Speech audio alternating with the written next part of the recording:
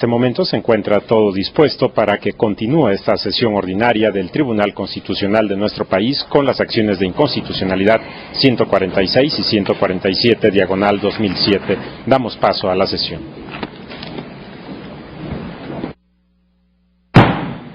Se reanuda la sesión pública que iniciamos esta mañana y continúa en el uso de la palabra la señora ministra Sánchez Cordero. Muchas gracias, señor ministro presidente.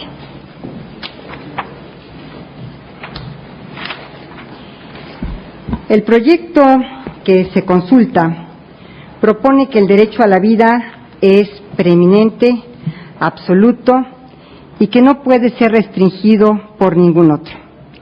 Al señalar lo anterior, lo lleva a los resolutivos que propone, pues partiendo de esta sostiene que un proceso biológico, como es la vida, constituye el presupuesto de todos los demás derechos. Señala que, aun cuando se considerara que el derecho a la vida puede ser limitado, en el caso de que no se satisfacen los principios de razonabilidad y proporcionalidad jurídica que este Tribunal Pleno ha determinado deben cumplirse para el desarrollo de los límites de los derechos fundamentales y la regulación de sus posibles conflictos por parte del legislador. Estoy leyendo textual.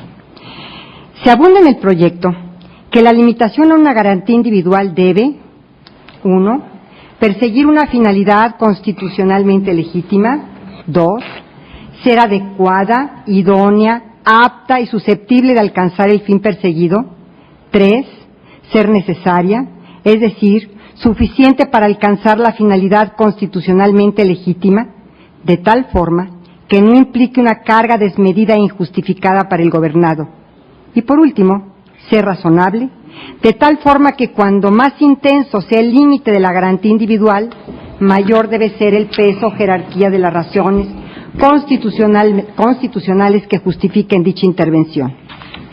En ese sentido, señala que, por lo que se refiere a las finalidades perseguidas por la Asamblea Legislativa al expedir el decreto impugnado, consistentes en solucionar el problema de embarazos no deseados y el de salud pública generado por la práctica clandestina de abortos, en principio, estos resultan constitucionalmente legítimos, en tanto responden a una realidad social que requiere la regulación y adopción de las medidas legales pertinentes.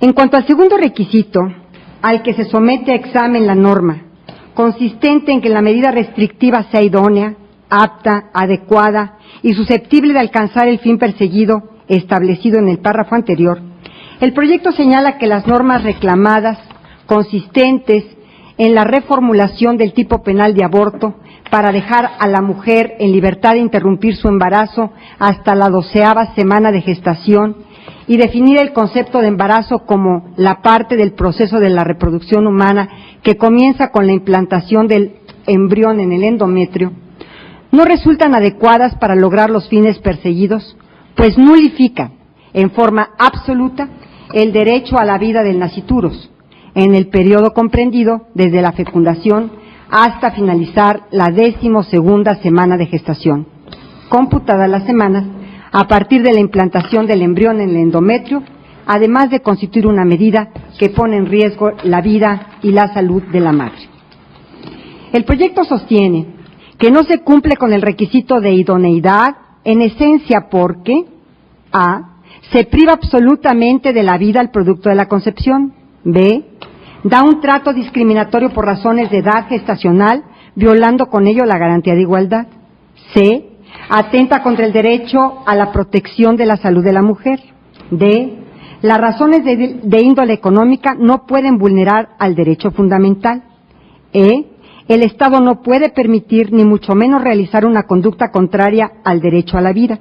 F. Existen otras medidas más efectivas para dar solución a la problemática social de referencia que ponderen los derechos de la mujer con la vida del producto de la concepción sin nulificar ninguno de ellos. G. El ejercicio de los derechos de la mujer como son la de autodeterminación de su cuerpo, de procreación, el plan de vida, se ven afectados, dice el proyecto, solo de manera temporal, dado que existen alternativas a su alcance, mientras que al producto de la concepción se le privaría de su derecho a la vida de forma definitiva. H.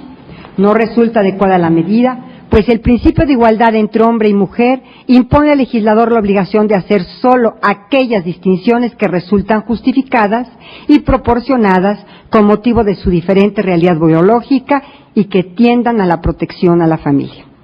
A su vez, señala el proyecto, que no se cumple con el requisito de proporcionalidad porque es innecesaria para alcanzar las finalidades legítimas perseguidas, en razón de que existen alternativas a disposición del legislador para dar debido respeto a los derechos de la mujer sin nulificar el derecho a la vida y salud del concebido, lo que evidencia el carácter injustificado de la decisión legislativa que se reclama. Por último, señala que la diferenciación legislativa combativa carece de razonabilidad jurídica en virtud de que no hay justificación constitucional para la nulificación del derecho fundamental a la vida del producto de la concepción, haciendo prevalecer los diferentes derechos de la mujer involucrados, a pesar de que estos no se ven afectados de manera permanente por el embarazo e inclusive su derecho a la vida y salud no es puesto en riesgo por el embarazo, sino por el procedimiento de su interrupción, y sostiene que la medida legislativa adoptada por la Asamblea Legislativa resulta contraria a los principios de interpretación constitucional en materia de derechos fundamentales, tales como el principio pro homine y el de posición preferente de los derechos fundamentales, en virtud de que la ponderación que realiza la Asamblea Legislativa no cumple con los principios constitucionales de razonabilidad y de proporcionalidad jurídica, es decir, mayor protección de los derechos fundamentales, pues lejos de ampliar el espectro de estos derechos, la Asamblea desconoce el derecho a la vida del producto de la concepción en sus 12 primeras semanas y la fuerza expansiva de los derechos, ya que no hace una interpretación por la cual extienda lo más posible el universo de los sujetos titulares para que resulten beneficiados con el derecho el mayor número posible de personas, sino que, por el contrario, desprotege en el ámbito penal en forma absoluta al producto de la concepción en sus 12 primeras semanas de vida. Como les decía antes del receso, que de manera respetuosa no coincido con la postura del proyecto en atención a estas consideraciones. En primer término, debe decirse que cuando existe un conflicto entre normas constitucionales que propician soluciones distintas y contrastantes para el caso de que se trate, este no puede resolverse de acuerdo con los tradicionales criterios de resolución de antinomias, o sea, mediante la declaración de invalidez de una de ellas o considerando que una constituye una excepción permanente a la otra, pues la Constitución no establece un sistema de prioridades o excepciones absolutas entre estas normas. Es más, podría decirse que todas ellas gozan, por decirlo de alguna manera, de la misma categoría constitucional y que por consiguiente ninguna puede prevalecer a costa de un sacrificio desproporcionado de las otras. Las normas constitucionales son simultáneamente válidas y por ello, cuando entran en conflicto, se configuran como mandatos de optimización, es decir, como normas que ordenan que se realice algo en la mayor medida posible en función de las posibilidades fácticas y jurídicas. Por eso, las colisiones entre estas normas se superan mediante lo que ha dado en considerar o evaluar el peso o la importancia de cada una de ellas en el caso que se juzga, tratando de buscar una solución armonizadora, una solución que, en definitiva, optimice su realización en ese supuesto concreto. Pero también es verdad que en muchos otros supuestos, a lo mejor la mayoría, esa solución armonizadora o conciliadora no es posible. Y el resultado de la ponderación consiste necesariamente en otorgar preferencia a uno de los principios en pugna. Precisamente por ello, suele decirse muchas veces que mediante la ponderación se da valor decisorio al principio que, en el caso concreto, tenga un peso mayor. Pero hay que insistir, en el caso concreto. Con la ponderación no se logra una respuesta válida para todo supuesto, sino que solo se establece un orden de preferencia relativo al caso enjuiciado y que por lo tanto no excluye una solución diferente para otro caso. Ahora bien, el ejercicio de ponderación, o también llamado juicio de razonabilidad, no significa que estemos ante una tarea esencialmente arbitraria y sin sujeción a reglas, pues cabe la posibilidad de ensayar algún método para resolver estos conflictos. De hecho, por vía jurisprudencial, como esta Corte ha venido sosteniendo, se pueden crear condiciones de prioridad en abstracto, es decir, las condiciones bajo las cuales una norma constitucional prevalece sobre otra. Una vez establecido lo anterior, podemos hacer la siguiente pregunta: ¿cuáles son los derechos fundamentales que procede ponderar en el presente caso? Por un lado, debemos hablar de los derechos de la madre, consistentes en salud y vida de la mujer, y por el otro, del derecho de vida del nascituros, antes de las 12 semanas. Ahora bien, si damos por bueno el procedimiento antes relatado respecto a la forma de realizar la ponderación entre dos o más, y aquí quiero decirles que no quiero hablar de principios, valores, reglas, y quiero hablar en forma genérica de la ponderación entre dos o más normas constitucionales. En primer lugar, para no meternos a un terreno a lo mejor académico o a lo mejor muy válido, y además no es el caso, en primer lugar debemos partir del principio de que los derechos que se están reconociendo respecto de la madre tienen la misma categoría que el derecho a la vida del nascituros, pues de nuestro orden jurídico y específicamente del texto constitucional no podemos desprender que el derecho a la vida sea absoluto e irrestricto. Pues no obstante que este alto tribunal ya se hubiera pronunciado en el sentido de que el derecho a la vida sí se encuentra protegido constitucionalmente y que se trata de un derecho intrínseco a los seres humanos y sin el cual no cabe el disfrute de los demás derechos, inherente a este se encuentra también el derecho a la dignidad, del cual se desprenden otros derechos como la libertad reproductiva, la libertad de autodeterminación, al libre desarrollo de la personalidad, entre otros. Es decir, estamos exactamente frente a la necesidad de establecer cuál derecho deberá prevalecer, sin que ello implique la anulación del otro, sino simplemente como un ejercicio de ponderación para el presente caso. Quedó precisado que, para realizar una ponderación que resuelva una eventual colisión de derechos, la primera etapa consiste en ubicar al menos dos bienes constitucionalmente de igual relevancia, como en esta situación lo son el derecho a nacer del producto de la concepción de un lado y los derechos a la salud, a la vida, a la libertad de las mujeres del otro. Todos reconocidos en nuestro texto constitucional y las fuentes del derecho de origen internacional pertinentes al caso. En un segundo momento, es debido analizar la idoneidad o adecuación de las medidas que se piensa puedan servir para salvaguardar cada uno de estos derechos fundamentales por separado, a fin de erradicar de entrada cualesquiera soluciones que, por no servir como medios a la obtención de esos fines consistentes en la protección de derechos de jerarquía constitucional, evidencian, a causa de dicha carencia, que constituyen medidas abiertamente irracionales y arbitrarias. En el tercer estadio de un ejercicio de ponderación, las medidas que intenten ser el medio para defender derechos fundamentales tienen que observarse a la luz de la pauta de necesidad. En este punto, esas medidas deben ser contrastadas no solo ante los derechos que protegen, sino primordialmente frente a los derechos que pretenden limitar, considerándose razonables exclusivamente aquellas medidas que restrinjan en el menor grado posible los derechos que van a afectar. Se ha agotado lo anterior, no se hay una solución correcta, se avanza a la etapa final de un ejercicio de ponderación consistente en efectuar un juicio de proporcionalidad en sentido estricto. Para conducirlo, lo que ha de buscarse es que al menos en el mismo grado en que se afecta o limita el derecho fundamental derrotado, en el caso concreto, se beneficie o amplíe el ámbito del derecho que se estime prevaleciente, y para conocer esos grados de restricción y apertura en equilibrio, de lo que es debido cerciorarse es que tanto se afecta, de lo que es debido cerciorarse es que, de que tanto se afecta al derecho derrotado y que tanto se beneficia al derecho prevaleciente, y finalmente, que sea mayor el beneficio obtenido que la limitación sufrida entre estos derechos contendientes.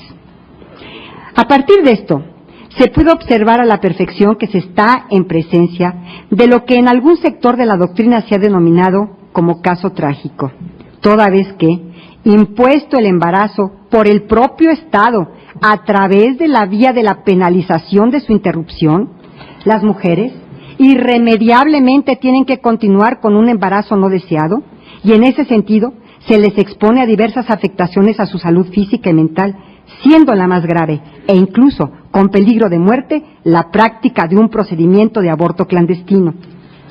En tanto que de no criminalizarse la interrupción del embarazo bajo ciertas condiciones, en los supuestos en que se realice, se afecta inevitablemente la vida del nasciturus. Expuesta en mi concepto la magnitud del problema y tomando en consideración diversas jurisprudencias, resulta prudente continuar con este ejercicio de ponderación. En este contexto, lo importante es observar que en este asunto se enfrentan dos medidas abiertamente contradictorias, respecto de cada una de las cuales se aduce que se encuentran justificadas, porque atienden a la defensa de una finalidad o un bien constitucionalmente relevante también en aparente conflicto. Por un lado, la medida que no criminaliza la interrupción del embarazo, siempre que concurran las condiciones ya conocidas, que se practique antes de que comience la semana 13 de iniciado ese proceso biológico o que de realizarse con posterioridad se actualice alguna de las excluyentes de responsabilidad penal del delito de aborto. Por el otro, la medida que penaliza, bajo cualesquiera circunstancias, dicha interrupción, entendiendo además que el embarazo comienza con la fecundación de un óvulo. Ahora bien, la medida que no criminaliza la interrupción del embarazo, para lo cual por ahora no trasciende si éste inicia con la fecundación o con la implantación, sí resulta una medida idónea o adecuada para salvaguardar los derechos de las mujeres previamente mencionados, porque solo ofrece la oportunidad de decidir sobre la no imposición de un embarazo sin la criminalización de su interrupción, implementando a su vez medidas que optimicen las condiciones de atención médica que protejan su vida y su salud, sin que de modo alguno esa posibilidad sirva al Estado para imponer nada a las mujeres, esto es, ni continuar con un embarazo no deseado, ni interrumpirlo de manera forzada, así como tampoco facultar a la autoridad para privar a la vida. En cambio, la medida por parte del propio Estado que obliga a la culminación del embarazo bajo la amenaza de la penalización de su interrupción, no constituye un medio idóneo para proteger el derecho a nacer del producto de la concepción, porque de cualquier forma las mujeres que no quieran estar embarazadas se someterán a un aborto, solamente que en condiciones riesgosas para su vida y para su salud. En ese orden de ideas, la penalización es totalmente ineficaz para salvar vidas, pues inclusive podemos inferir que en los lugares y épocas donde existe es mayor, o así se dice, no tengo el dato ni la evidencia, el número de abortos que en aquellos donde se permite esta interrupción. Y es más, lejos de salvar vidas, provoca más muertes, las de las mujeres que se someten a abortos clandestinos. Es por ello que, al fin de reducir el número de abortos, deben instrumentarse por el Estado, en los diversos ámbitos de su competencia, políticas públicas integrales y eficaces en materia de salud reproductiva y de educación sexual, para evitar embarazos no deseados y a la par combatir la discriminación a las mujeres por causas económicas, biológicas y sociales que tienen que ver con la maternidad. Si esas políticas no existen o no son realmente efectivas, es imposible pensar en la posibilidad planteada en el proyecto de llevar a término un embarazo conciliando los derechos en conflicto a fin de darles cumplimiento. Quiero decir que para mí existe una norma ineludible. La protección de la vida es la regla y el aborto consentido es la excepción. Esta excepción se justifica a partir de la no imposición de un embarazo no deseado en condiciones que perjudiquen la vida y la salud de las mujeres y que la lleven a ser sometida a tratos crueles, inhumanos y degradantes, cuestión que ha quedado manifiesta en el documento que aportó a esta acción de inconstitucionalidad la Escuela Nacional de Enfermería y Obstetricia de la Universidad Nacional Autónoma de México, cuando señala: la violencia que rodea a las mujeres que abortan sigue siendo un punto pendiente en la construcción de la ciudadanía y de los derechos humanos de las mujeres.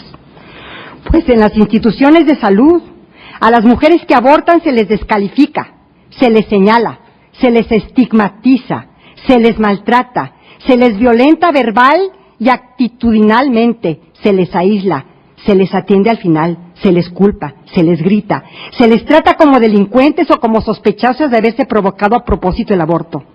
Además, que la atención médica que se les brinda no es de calidad en la mayoría de los casos y en ocasiones quien provee el servicio, sobre todo si es varón quien realiza el procedimiento, lo efectúa de manera agresiva, como si quisiera castigarla para que no vuelva a practicarse un aborto, convirtiéndose así los proveedores de salud como jueces de las mujeres.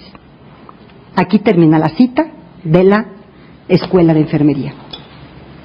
Como sea, si quisiera insistirse en que la medida que penaliza bajo cualesquier circunstancia la interrupción del embarazo es de algún modo una medida idónea, o que por lo menos resultaría adecuada una medida menos drástica, como lo establece el régimen de excluyentes de responsabilidad, habría que evaluar las medidas en conflicto bajo el criterio de necesidad, ya que no se permiten afectaciones excesivas de los derechos.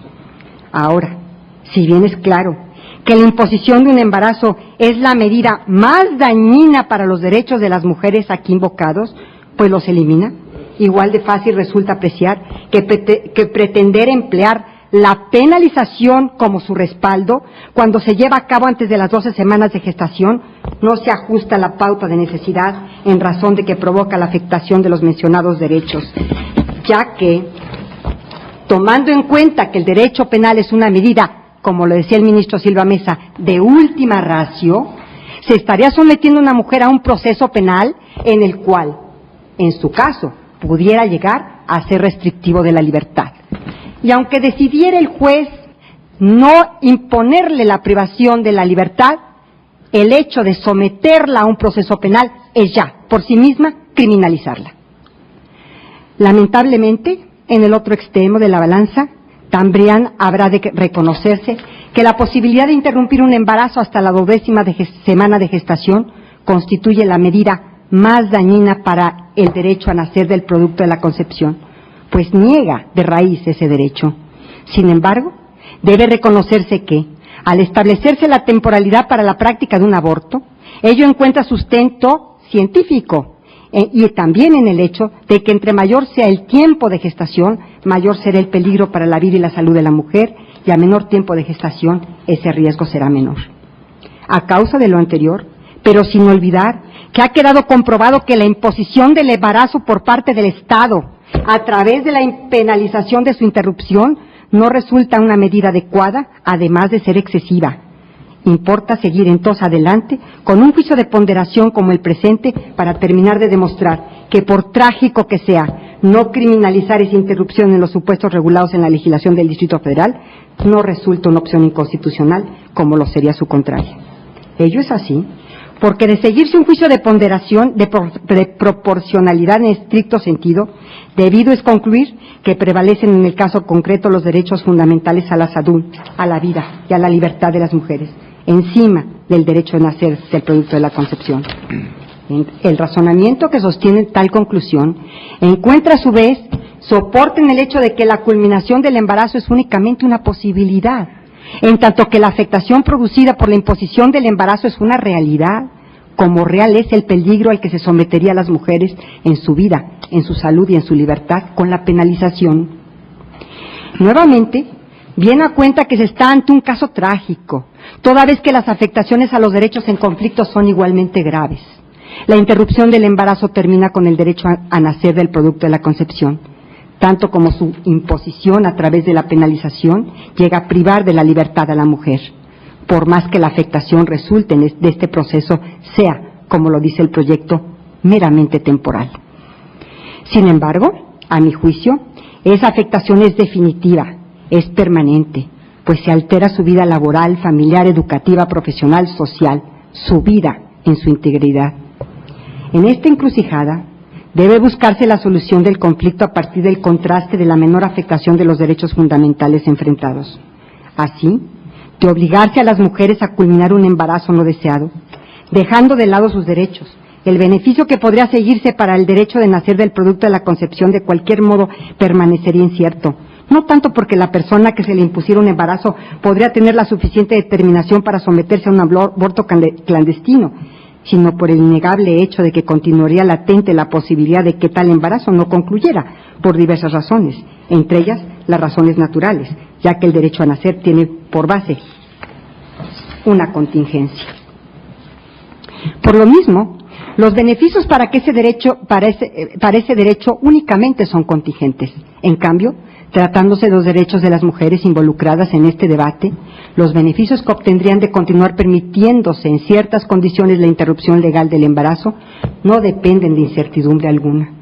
Al no imponérseles el embarazo y estar previstas políticas públicas integrales en la materia, nada impide que interrumpan el embarazo en condiciones óptimas para su salud, en cualquier sentido.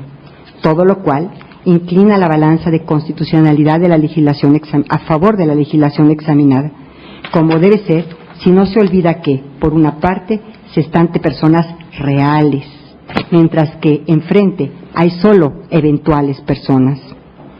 Falta, sin embargo, enfrentar esta conclusión con algunos de los argumentos que todavía resultan pertinentes u otros que pudieran ponderarse.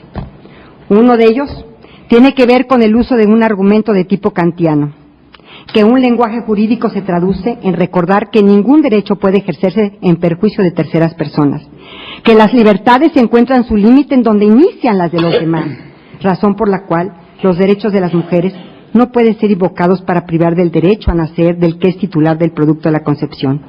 Aunque sugerente, este argumento puede ser fácilmente invertido, ya que funciona en los dos sentidos, pues tampoco las mujeres pueden ser usadas como medios para la procreación, como para fines no propios, sino solo como fin en sí mismas, porque a diferencia de cualquier otra prohibición penal, la prohibición del aborto equivale a una prohibición, la de convertirse en madre, la de soportar un embarazo, parir, crear un hijo, en contraste con todos los principios liberales del derecho penal. Al respecto, es conveniente señalar que, por la peculiar relación que existe entre el embrión y la mujer, la cual no existe con el hombre, la diferencia biológica puede traducirse en una diferenciación, y sin embargo, con paradoja aparente, esto no contradice, sino que al contrario, está implicado por nuestro principio de igualdad, y precisamente en su nombre debe ser reivindicado. En efecto, en la materia de gestación, los varones no son iguales a las mujeres, y es sometiéndolas al control penal que se les desvaloriza como personas y se les reduce a instrumentos de procreación, con lo que se hace evidente un trato discriminatorio al no penalizar más que a ellas. No puede, por tanto, configurarse un derecho a la paternidad voluntaria análogo y simétrico a la posibilidad de una mujer de embarazarse, por la simple razón de que la gestación y el parto no pertenecen biológicamente a la identidad masculina, sino solo a la femenina. Allí, donde la decisión de traer o no al mundo a través de un cuerpo femenino estuviera subordinada también al acuerdo con los potenciales padres, la decisión de esto sería sobre el cuerpo de otra persona, que equivaldría pues al ejercicio de un poder del hombro del Estado, sobre la mujer, que violaría al mismo tiempo la libertad de las mujeres y el igual valor de las personas. De igual manera, debe tomarse en cuenta que si bien opera el principio pro homine, este aplica no solo al derecho a la vida del embrión menor a 12 semanas, como se trata en el proyecto, sino también opera respecto del derecho a la vida y a la salud de la mujer y los demás derechos que se le vinculan. En ese sentido, a resultar igualmente aplicable el principio pro homine respecto de ambos derechos en colisión, debe atenderse como razones de peso a otros principios que igualmente resultan útiles en el juicio de ponderación, como lo son pro libertades, pro legislatore, los cuales en esencia resultarían también determinantes en cuanto a los derechos de la mujer. Independientemente de este tema, también quiero tratar, si me lo permiten, que en nuestro sistema penal la conducta descrita, además de ser típica y estar descrita en la norma, debe ser antijurídica, lo que expresa una relación de contrariedad de la acción con el derecho. Luego, en la medida en que la acción contradice la norma jurídica, es antijurídica, de manera que son las normas jurídico-penales las que establecen prohibiciones y establecen mandatos para proteger los bienes jurídicos, pues la norma jurídica no es solamente la valoración de una conducta. De tal suerte que no es posible sancionar una conducta por injusta o lesiva que se le considere si no aparece descrita como figura delictiva, la cual, además de ser típica, debe ser antijurídica. La antijuridicidad de una conducta radica en su contravención al derecho, que protege un bien o valor que es relevante para la sociedad en general. Ahí radica en la violación del valor o bien protegido a que se refiere el tipo descrito. En el caso del tipo penal que describe el aborto, el bien jurídico protegido por la norma es el producto de la concepción. Esta precisión es relevante, toda vez que el repudio de la sociedad a las conductas típicamente descritas se ve reflejado en la pena que el legislador prevé para cada una de ellas.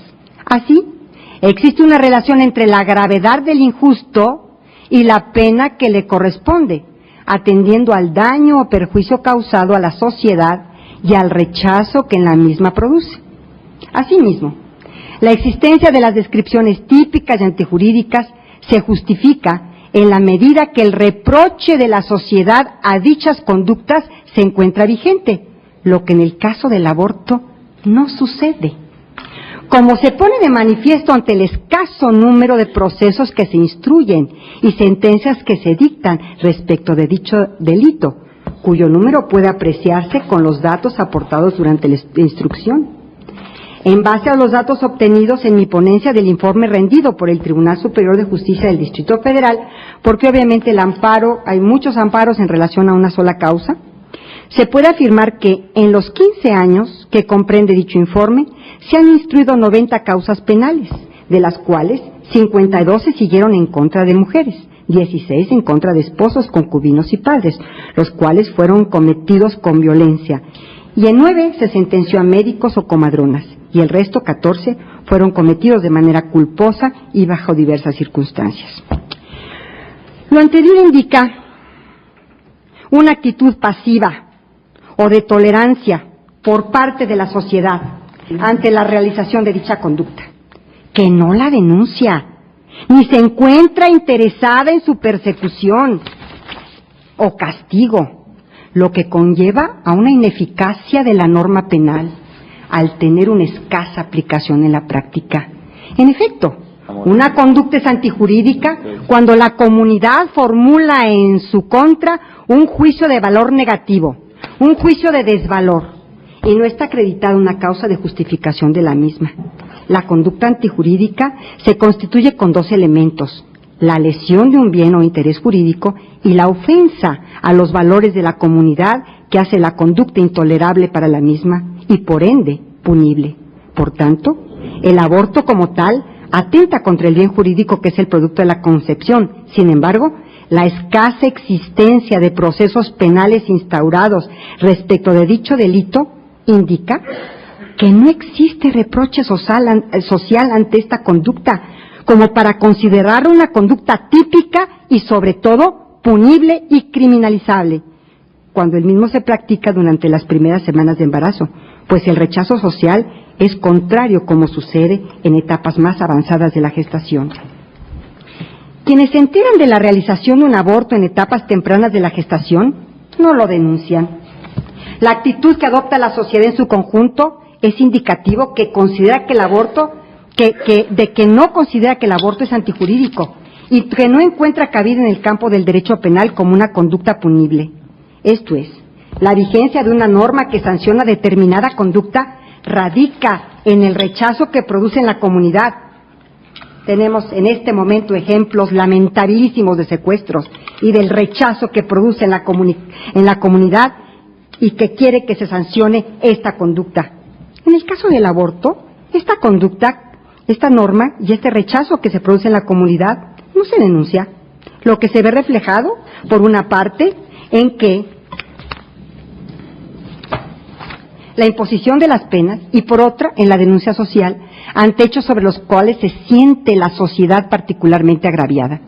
vigencia en lo que radica esta antijuridicidad. Por ende, una norma que prevé una conducta que provoque en la sociedad una actitud pasiva, no eficaz, al no tener aplicación en la práctica y en consecuencia no denunciarse, carece de razón su descripción como conducta punible.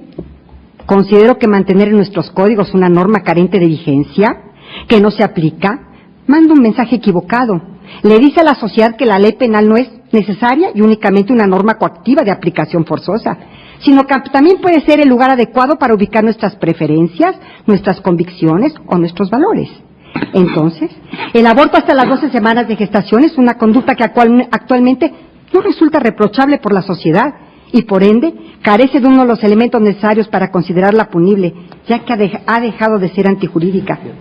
Considero que los preceptos impugnados, al no prever como delito el aborto realizado hasta las 12 semanas de gestación y, en consecuencia, al no sancionarlo, son acordes con nuestra realidad actual, a la cual atendió el legislador al emitir los preceptos referidos. En conclusión, una norma que establece una conducta como delito y la sanción correspondiente deja de ser eficaz en la medida en que deja de ser aplicada. Por lo tanto, pierde su razón de ser en la medida, ya que no cumple con la finalidad para la cual fue creada y su conservación en la legislación atenta en contra del propio Estado de Derecho. Sin embargo, otro problema que se presenta en el proyecto, que se analiza, es referente a lo que hemos venido entendiendo como si el Tribunal Constitucional es o no un legislador negativo o un legislador positivo. En mi entender, este problema implica un problema lógico, jurídico, que no debe pasar desapercibido. En el considerando noveno de la presente resolución se establece declarar la invalidez de la porción normativa del primer párrafo del artículo 144 del Código Penal para el Distrito Federal que señala después de la 12ª semana de gestación. El segundo párrafo del artículo 144 del Código Penal para el Distrito Federal que dispone, para los efectos de este código, el embarazo es parte del proceso de la reproducción humana que comienza con la implantación del embrión en el endometrio. La porción normativa de la primera parte del primer párrafo del artículo 145 del Código Penal para el Distrito Federal que dice, después de las 12 semanas del embarazo.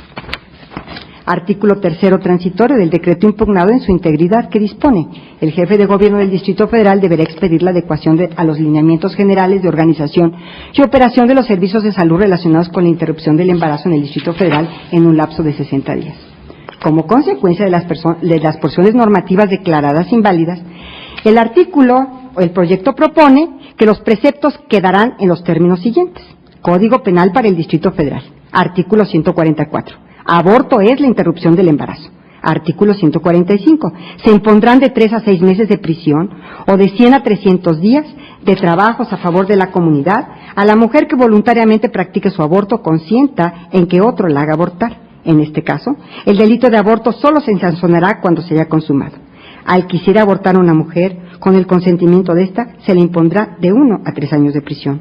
Consideramos que no se puede llevar a cabo la declaración de invalidez de las porciones normativas en los términos en que se proponen, toda vez que ello se traduciría en constituir a este alto tribunal en un legislador positivo, dado que se estaría ejerciendo una facultad legislativa para antonomasia, que es establecer la punibilidad de una conducta que el legislador ya despenalizó, facultad de la que carecemos, a pesar de que en muchas ocasiones este alto tribunal ha declarado la invalidez de porciones normativas de diversos preceptos de manera parcial. Ello no ha significado el establecimiento de una nueva norma, esto es, de un supuesto normativo contrario en su finalidad al que tuvo el legislador al emitir la norma combatida. Ello se traduce en el desacierto técnico, como ya lo he señalado, y se puede expresar en términos lógico-formales de la forma siguiente. El artículo 144 establece que aborto es la interrupción del embarazo después de la 12ª semana de gestación. A su vez, del texto del artículo 145 se desprende que solamente se penalizará a la mujer que voluntariamente practique su aborto o consienta en que otro la haga abortar después de las 12 semanas de embarazo. Lo anterior implica que la interrupción del embarazo hasta las 12 semanas no será penalizado, no será punible. Ahora bien, con la propuesta que se analiza se propone, en términos prácticos, decir que se invalida la no punibilidad de la interrupción del embarazo hasta las 12 semanas, lo que del texto de los preceptos que se proponen se aprecia dan lugar a un enunciado positivo, que es la penalización de la interrupción del embarazo sin que sea hasta antes de 12 semanas. Esto es, en los términos de una lógica formal estricta, estamos ante dos enunciados negativos, que dan como resultado un enunciado positivo y que pueden expresarse en los siguientes términos. No es posible la interrupción del embarazo hasta antes de las 12 semanas. Es inválido que no sea punible la interrupción del embarazo hasta antes de las 12 semanas. Por lo tanto, es punible la interrupción del embarazo hasta antes de las 12 semanas. Este es uno de los problemas técnicos que además yo encontré en el proyecto. Por último, señores ministros, quisiera hacerme cargo también de un pequeño documento que traigo. Cierto es también que, y también quiero hacer hincapié en un aspecto destacable del proyecto. Si bien es cierto que en el proyecto no se hace mención expresa a la penalización del aborto, ello es en función de los argumentos sobre los que se funda, de las premisas de que parte, a saber que la vida es un derecho, que es irrestricto, que debe ser protegido desde la concepción y que la norma impugnada deja sin protección la vida del producto de la concepción desde esta y hasta las 12 semanas de gestación. Por lo tanto, aun cuando no se menciona expresamente la palabra penalización, la consecuencia de sus premisas es esta misma, pues la consecuencia de la invalidez de las porciones que propone es precisamente la penalización del aborto en cualquier momento y bajo cualquier modalidad, como he explicado. Por último,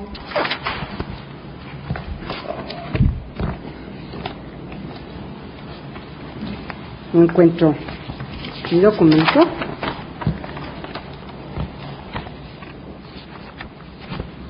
Quisiera leerles un pequeñísimo documento, una conclusión personal a la que arribé. Son tantos los documentos que traemos. Aquí está.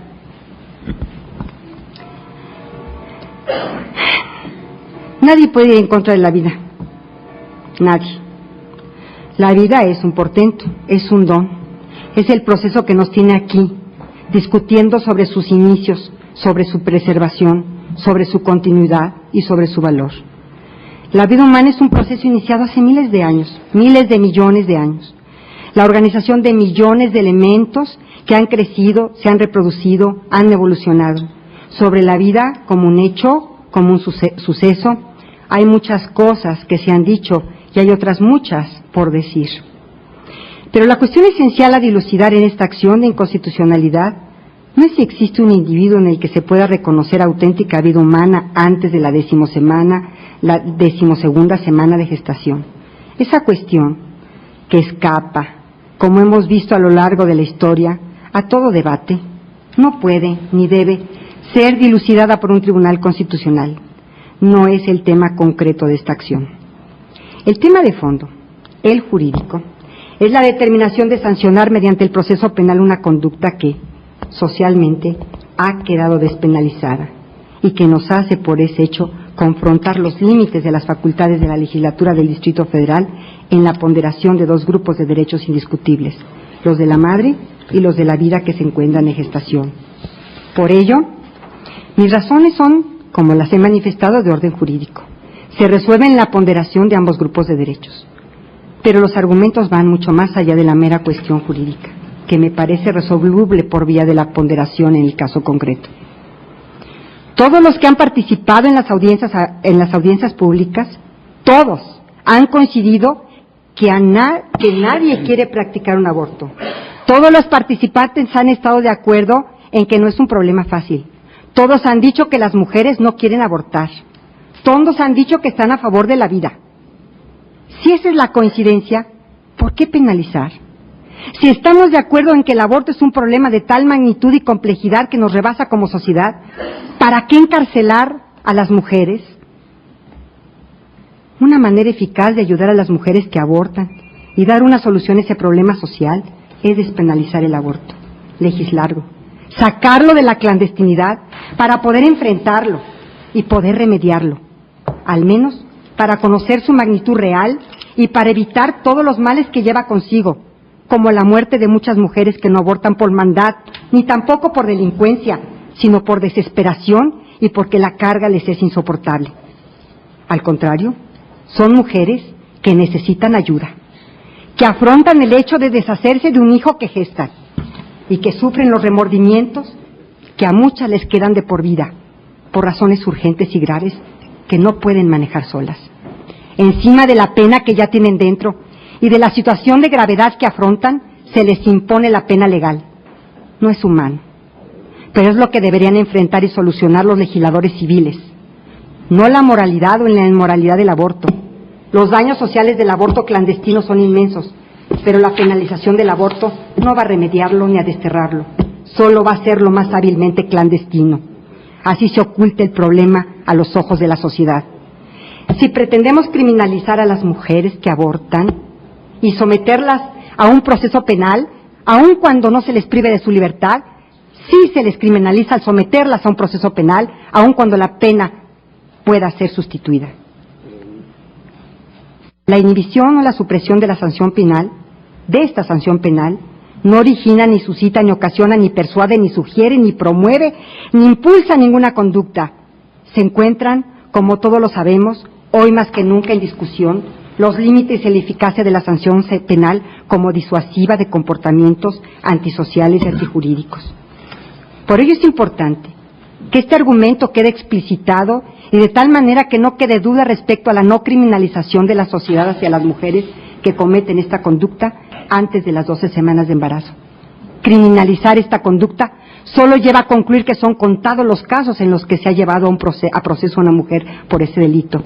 Entonces la pregunta es, ¿se trata de una norma que no se aplica? ¿Es razonable que el legislador la mantenga vigente? ¿Es más razonable que legisle de acuerdo con la realidad, conforme una política criminal realista, acorde con la circunstancia social de esa comunidad, con el sentir de esta comunidad? Una ley condenada a la nulidad debe ser abolida. La ley que penaliza el aborto no se cumple, no se puede cumplir y no hay manera de hacerla cumplir. No solo agrava el problema, porque los hunde en la clandestinidad, lo obliga a esconderse. Lo que hace falta es enfrentar las causas que están haciendo imposibles desterrar el aborto, implementar políticas públicas eficaces, educar en salud sexual y reproductiva, en una condición integral de salud que comprenda todos los aspectos del ser humano. La ley debe responder, adecuarse a la realidad social que regula. Ningún derecho es más básico que el derecho a la vida, pero nada es más devastador que la vida sin libertad. Y eso es una vida en la que uno se ve forzado a una maternidad que no quiere, situación que difiere mucho del hecho de obligar a una mujer a gestar y a dar a luz al hijo que no quiere, solo porque fallaron los métodos anticonceptivos o por cualquier otra circunstancia. Si es inadmisible forzar a una mujer a continuar un embarazo que ciertamente le va a arrebatar la vida, también lo es obligarla a continuar un embarazo que le va a devastar la vida. Si no protegen la libertad, la intimidad, las decisiones de una persona en lo que respecta a la reproducción, se le daría al Estado el poder de intervenir en esas decisiones y podría, por ejemplo, ordenar el aborto por razones de población o de eugenesia, sin abolir su prohibición. Cuando una mujer pasa por un aborto, aun cuando éste se ha decidido de manera rotunda, la sensación de ausencia es una tristeza. Pero si además es provocado el posible sentimiento de culpa aunado a la tristeza y a la ausencia definitiva, es verdaderamente devastador. Así, en la más profunda soledad, se toma esta decisión, que marcará para siempre su vida, y además de todo, se encuentra la amenaza de ser sujeta a un proceso penal y de ser privada de su libertad. Se dice que existe un derecho del padre a continuar con el embarazo. ¿Y por qué no se le pregunta al padre? ¿Cuántos casos tenemos que el padre está absolutamente ausente? No dudo que algunos no, pero algunas circunstancias está el padre totalmente ausente y no hay quien pueda responsabilizarse. Pero lo que normalmente sucede es precisamente la mujer aborta porque no tiene apoyo, no tiene una pareja, no tiene nadie que la pueda auxiliar en esta tarea tan difícil. Por ello no pienso que traicione ni valores, ni educación, ni principios a manifestar esta postura. Me parece que para mí estos han quedado incólumes. Y por último quisiera parafrasear, solamente parafrasear, al estadista Valéry Giscard d'Estaing para establecer mi postura personal. La ley civil debe hacerse compatible con el Estado social. Al margen de mis creencias religiosas, como integrante del más alto tribunal del país, en una república representativa, democrática y federal, cuyos principios democráticos reposan sobre la premisa del Estado laico, no tengo por qué imponer mis convicciones personales a mis conciudadanos, sino que debo procurar que la ley responda al estado real de la sociedad, para que sea respetada y pueda ser aplicable. Comprendo perfectamente el punto de vista de las distintas corrientes religiosas que comparten este punto de vista distinto a la mía, y considero legítimo que esas iglesias pidan a sus feligreses que respeten ciertas prohibiciones, pero no corresponde a la ley civil imponerlas con sanciones penales al conjunto del cuerpo social. Aceptar el rechazo de la laicidad a través de imposiciones es borrar de tajo una de las características que está implícita en la esencia de una democracia moderna y que se refiere a otorgar un igual trato a todos los ciudadanos. No podemos propiciar la presencia de posturas morales que discriminan a las demás religiones, ni tampoco equiparar las autoridades eclesiásticas con las civiles, ni fundar el orden público en la moralidad de una sola tendencia ética o religiosa, ni aceptar un vínculo sustancial previo de una concepción del bien que limite la soberanía del Estado. Muchas gracias. Tiene la palabra la señora ministra Luna Ramos. Gracias, señor presidente. Señora ministra, señores ministros, no cabe duda que los asuntos que llegan al Pleno de esta Suprema Corte de Justicia de la Nación son de gran entidad y consecuencia para la vida jurídica del país. Sobre todo, un asunto como el que ahorita estamos discutiendo toca las fibras más sensibles de nuestra sociedad mexicana. Por estas razones yo quiero felicitar al señor ministro ponente, uniéndome desde luego a las felicitaciones de los señores ministros que me han antecedido en el uso de la palabra, por la manera tan escrupulosa y tan acuciosa que llevó desde la instrucción del asunto hasta la formulación del proyecto. Creo que la solicitud que hizo de diversos informes, el haber recabado oficiosamente diversas pruebas periciales, el haber analizado jurisprudencia, precedentes, doctrina, documentos internacionales, bueno, son muestra precisamente de eso, de un proyecto serio, de un proyecto con el que se puede o no estar de acuerdo, pero que lo que demuestra es realmente eso, un trabajo respaldado por un equipo responsable, como lo es el señor ministro Aguirre Anguiano. Yo quisiera dar en estos momentos las razones que sustentarán el sentido de mi voto. Y parto, por principio de cuentas, de la doctrina kelseniana, que dice que la función estatal equivale a función pública. El automovimiento específico del derecho, considerado desde el punto de vista de su dinámica, por eso, toda función de Estado es una función de creación jurídica. Y quiero poner un especial énfasis en lo que esta frase implica. Es un oficio de creación jurídica. De esta manera, el orden jurídico se nos presenta entonces como un conjunto de normas, de las cuales unas, las superiores, determinan a otras, las inferiores, el sentido de las primeras. Pero esta serie de normas desembocan en un último término, en una norma última que hemos denominado o que se ha denominado por esta propia doctrina como la norma hipotética fundamental, que es en nuestro derecho positivo la Constitución. Ella debe condicionar, y esto es muy importante, los procesos de creación principales de todas las demás normas del orden jurídico y el contenido de estas normas. Una Constitución es entonces el conjunto de normas que establecen los órganos del Estado, las relaciones de estos entre los procesos fundamentales de creación de normas que integran el orden jurídico y, aquí quiero hacer especial énfasis, los contenidos necesarios, excluidos o potestativos de las normas. ¿Qué quiere esto decir? Bueno, por principio de cuentas que tenemos tres tipos de normas de los que se integra nuestra Constitución. ¿Y cuáles son estos tres tipos de normas? Las primeras son las que crean a los órganos del Estado, las que establecen su competencia y atribuciones y sobre todo las que regulan la relación que existe entre estos diferentes órganos del Estado. Por otro lado, se establecen las normas de creación jurídica. ¿Cuáles son estas normas de creación jurídica? Las que de alguna manera nos están diciendo cómo se va a llevar a cabo la función legislativa para poder darle precisamente positividad a nuestro derecho emanado de la norma hipotética fundamental, las normas de creación jurídica. Y por último, las normas que establecen los contenidos del resto de los ordenamientos de nuestro sistema jurídico. Por esta razón, quisiera mencionar que la Constitución determina qué contenido puede darle a las normas creadas por el órgano o qué contenido nunca deben tener esas normas o el contenido que de modo necesario deben tener las normas jurídicas. ¿Qué quiere esto decir? Que tratándose de los contenidos de las normas jurídicas, también podemos tener tres tipos de normatividad. Por principio de cuentas, las que establecen un contenido necesario u obligatorio.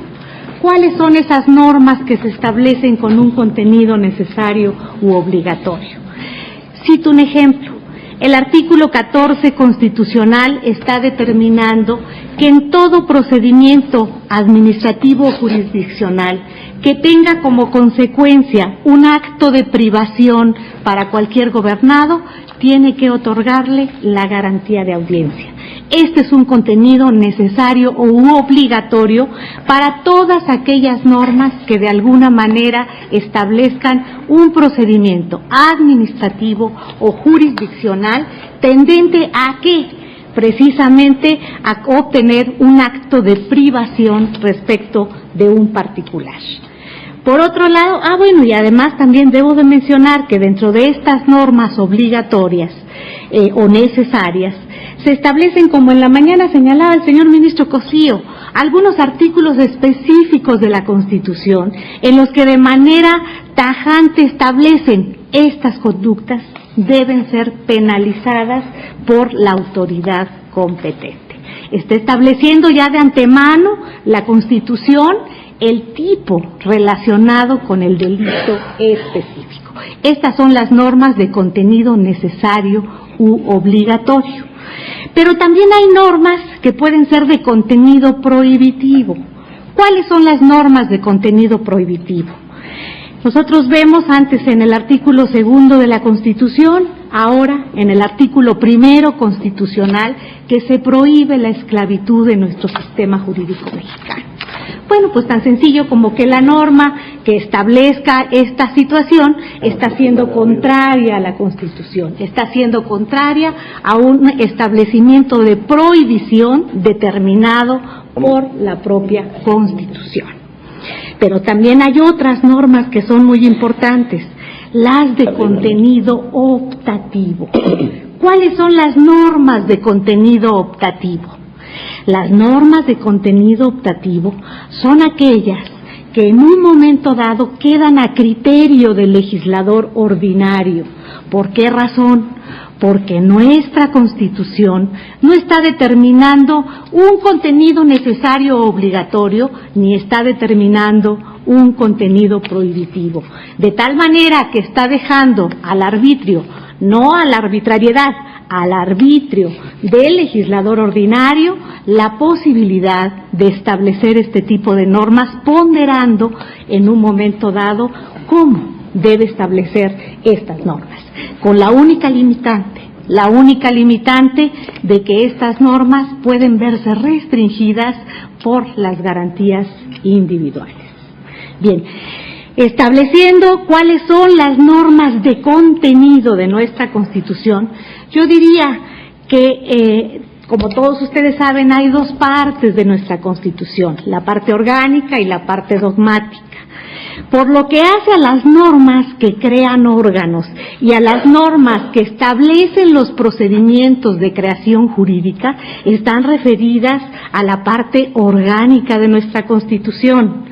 Pero las normas de contenido jurídico están referidas a la parte dogmática de nuestra Constitución. ¿Por qué razón? Porque estas son las que van a normar el contenido de nuestras leyes. Es decir, las que van a dar contenido a las normas que emanan de la Constitución y que forman nuestro sistema jurídico. De tal manera que la Constitución no regula conductas de particulares. La Constitución lo que nos está dando son normas que establecen atribuciones y competencia de nuestras autoridades. Y por otro lado, nos está dando normas que de alguna manera determinan los procesos de creación legislativa. Y por otro lado nos está dando las normas que de alguna manera están estableciendo las garantías constitucionales del gobernado. Garantías constitucionales del gobernado que puede oponer frente al poder del Estado. Es particular y autoridad la que en un momento dado va a tener la relación jurídica.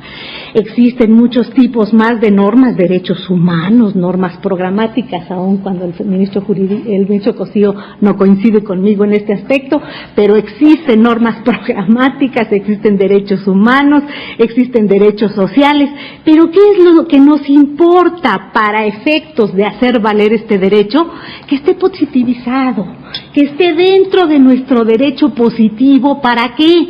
Para poderlas hacer valer frente a la potestad del Estado. Ese es el principio fundamental de una garantía individual. Si no la podemos hacer valer ante la potestad del Estado, no estamos frente a una garantía individual. Y esto para mí es muy, muy importante. De esta situación, lo que colijo es que por qué razón en un momento dado la actividad del Estado se rige por actos jurídicos. ¿En qué consiste la actividad del Estado? Bueno, la actividad del Estado tiene que emitirse como lo que es un poder público que se ejerce a través de diferentes funciones, la legislativa, la administrativa y la jurisdiccional, desde luego. ¿Pero cómo? A través de actos jurídicos. ¿Por qué a través de actos jurídicos? Porque la característica fundamental de los actos jurídicos es la intencionalidad. ¿Y cuál es la intencionalidad del acto jurídico? Que produzca consecuencias jurídicas. ¿Y por qué produce consecuencias jurídicas? Porque esas consecuencias jurídicas que se producen a través de un acto jurídico son anulables. Son anulables a través de procedimientos ordinarios o extraordinarios. ¿Qué diferencia hay con la actuación de los particulares, con la conducta de los particulares? Que ellos producen hechos jurídicos. Hechos jurídicos que en un momento dado pueden ser voluntarios. Un delincuente puede con premeditación, alevosía, ventaja, cometer determinado delito. Lo hace voluntariamente. Y la pregunta es, ¿tiene como consecuencia el que produzcan el hecho jurídico de que sea procesado y condenado? Por supuesto que no. Por mucha voluntad que tenga para realizar este acto, lo que menos quiere es ser procesado y menos condenado. Entonces, esta es la diferencia, la intencionalidad para producir consecuencias jurídicas. Por esta razón, a diferencia de los actos jurídicos producidos por las autoridades que en un momento dado llegan a ser anulables, a diferencia de esto, los hechos jurídicos que en un momento dado pueden consistir incluso algún delito, no son anulables. Los hechos jurídicos en un momento dado pueden ser traídos a un proceso, pueden ser detectados, pueden ser corroborados, pueden ser probados, puede ser valorada la prueba que está referida respecto de ellos, pero ¿pueden ser anulados? No pueden ser anulados, pueden ser susceptibles de una condena o de una absolución, pero nunca de una anulación. Estas diferencias en lo personal son contundentes. ¿Por qué razón? Porque en un momento dado, si nosotros pensamos en que el delito es un acto jurídico que se puede privar de eficacia solamente cuando hay una sentencia, el delito no se priva de eficacia, la sentencia que en un momento dado juzgue a ese delito, que ya emitió una autoridad, puede ser privada de eficacia, pero el delito en sí está ahí, se cometió y jamás va a ser anulado. ¿Qué trae como consecuencia esto? Que la conducta de los particulares no viola garantías. Lo que viola garantías son los actos de autoridad, los actos que cometen las autoridades en perjuicio de los particulares.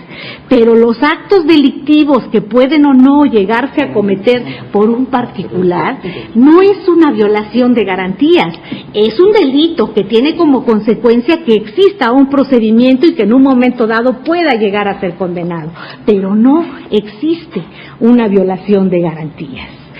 Por esta razón, en un momento dado, se explica que las sentencias penales son anulables, pero no los hechos delictivos en sí mismos.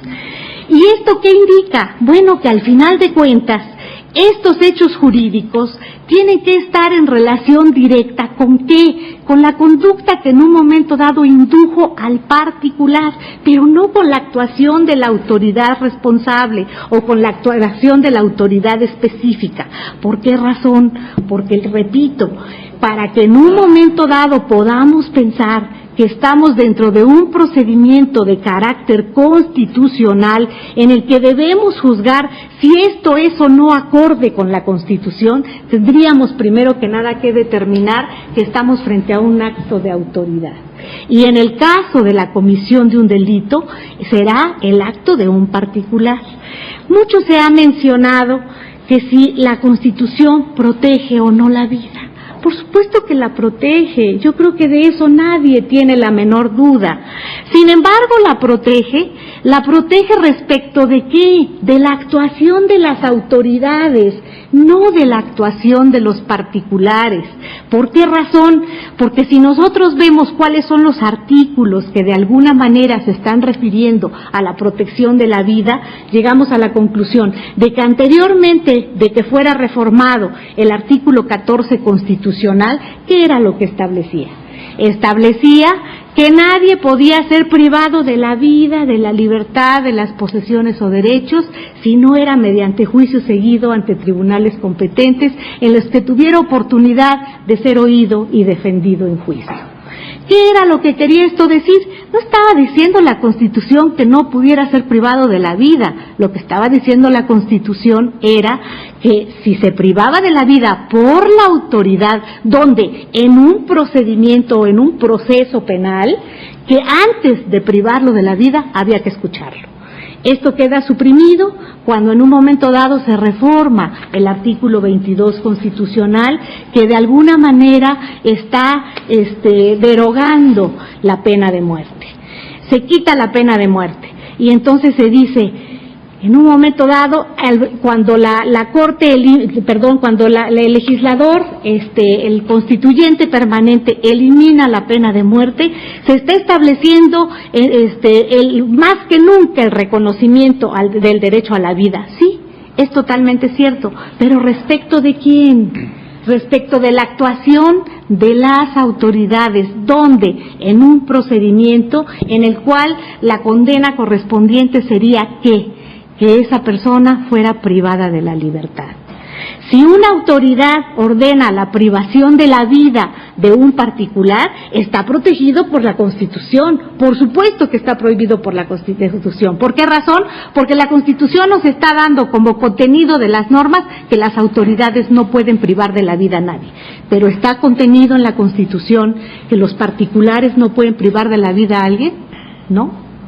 ¿Por qué? Porque esta es una conducta y que si bien es cierto que hay artículos específicos en la Constitución en los que se está estableciendo de manera específica el tipo de un delito, no es el caso tratándose de un aborto o tratándose de un homicidio. Díganme qué artículo de la Constitución está estableciendo de manera tajante esta situación. no hay un artículo específico. ¿Qué quiere decir entonces?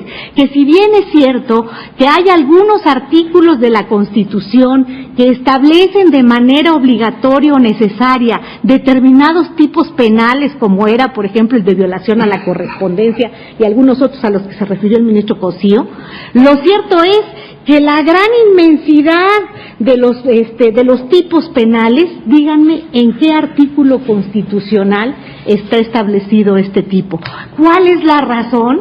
Que son normas de contenido optativo, normas de contenido optativo para el legislador, y es el legislador el que va a determinar cuándo sí y cuándo no va a establecer la punibilidad de esas conductas. Tan es así que recordarán ustedes que hace algún tiempo existía el delito de adulterio. Incluso en algunos códigos civiles se determinaba exclusivamente como causal de divorcio, pero en algunos códigos penales se establecía como delito, con la circunstancia o con la condición de que este delito fuera sorprendido infraganti o fuera cometido con escándalo. La pregunta es, si vamos a hacer la referencia específica a un artículo de la Constitución que esté estableciendo la protección de un derecho fundamental, podríamos válidamente afirmar que el artículo 4 de la Constitución protege a la familia. El artículo 4 de la Constitución protege a la familia. Entonces, ¿por qué el adulterio, que es algo que de alguna manera atenta contra la estabilidad familiar, solamente es punible en determinadas circunstancias? ¿Por qué razón? Porque son normas de contenido optativo en las que su ponderación corresponden al legislador, no son normas de contenido necesario en las que el tipo esté directamente reflejado en la propia Constitución. Porque de ser así, de entender de alguna manera que basta con que se trate de algún derecho que se entienda protegido por la Constitución para que éste no pueda ser alterado, entonces yo lo único que diría es, ¿cómo es posible que encontremos dentro de las... Primero que nada, ¿cuándo debe o no establecerse la punibilidad de determinada conducta? ¿Cuándo? ¿Respecto de qué? ¿Por qué se ha quitado el adulterio de muchos códigos penales? ¿Es constitucional que se haya quitado? ¿Es constitucional que prevalezca? Es una norma de contenido optativo, queda a criterio y ponderación del legislador ordinario. Por esa razón, en un momento dado, estos delitos pueden o no existir. Y no me quiero referir solamente a delitos, me quiero referir también a otro tipo de conductas que se refieren a normas de contenido optativo. No vayamos más lejos, en cuestiones de carácter fiscal. En cuestiones de carácter fiscal yo quisiera preguntar, para gravar los activos de las empresas, ¿en dónde encontramos en la Constitución un artículo específico que nos diga que hay la obligación de gravar los activos de las empresas? No lo hay. Lo único que encontramos es el artículo 31, fracción cuarta. El 31, fracción cuarta, que nos está dando los principios que se deben de respetar para efectos de la grabación de los impuestos, que se respete con el principio de legalidad, de equidad y de proporcionalidad. Pero nunca nos está diciendo, debes de grabar la utilidad, debes de grabar la propiedad, debes de grabar los activos de las empresas. ¿Por qué han cambiado incluso de una miscelánea fiscal a otra no solamente el nombre de los impuestos, sino la base, la tasa, la época de pago de determinados impuestos que se nos cobran diariamente? ¿Por qué razón? La idea es porque se le ocurrió al legislador, no, porque son normas de contenido optativo para el legislador, y de esta manera él tiene la obligación de ponderar en un momento dado si puede o no gravar, si puede o no establecer o tipificar determinadas conductas. Pero no puede decirse que el hecho de que esta situación de conducta que se da entre los particulares resulte violatoria de garantías. Si establecemos esta situación, estamos no entendiendo nuestro sistema jurídico, porque nuestro sistema jurídico y las normas establecidas en la propia Constitución lo que nos están determinando es cuáles son los contenidos de nuestra norma constitucional y, por supuesto, cuáles son los contenidos de las normas y de las leyes que de ella emanan. Si así fuera, si debiéramos en un momento dado entender que la simple referencia a una garantía individual establecida en la Constitución es más que suficiente para determinar que en una conducta de particulares hay violación de garantías, mi pregunta es, ¿por qué existen las excluyentes de responsabilidad? Mi pregunta es, ¿por qué en un momento dado existe la prescripción en materia penal? ¿Por qué en un momento dado existe la legítima defensa? Si al final de cuentas nuestra Constitución está protegiendo la vida, si la Constitución está protegiendo todos los bienes jurídicos tutelados que como persona tenemos. Yo creo, y para mí es muy claro, que finalmente depende del tipo de norma que estamos llevando a cabo a través de la legislación ordinaria. Y en el caso concreto, yo no me pronuncio porque si empezó la vida, cuándo, si esto es bueno, si esto es malo, si esto se comprobó, si no se comprobó. Yo simplemente me pronuncio porque esto no es un tema de constitucionalidad. ¿Por qué razón? Porque al final de cuentas son actitudes de los particulares